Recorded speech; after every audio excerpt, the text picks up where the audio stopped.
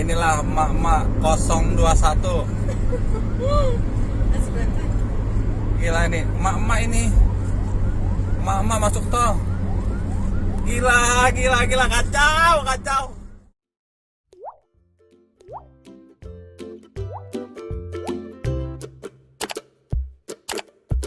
Dikutip dari kompas.com, video yang memperlihatkan seorang perempuan menggunakan sepeda motor tanpa helm masuk jalan tol viral di media sosial.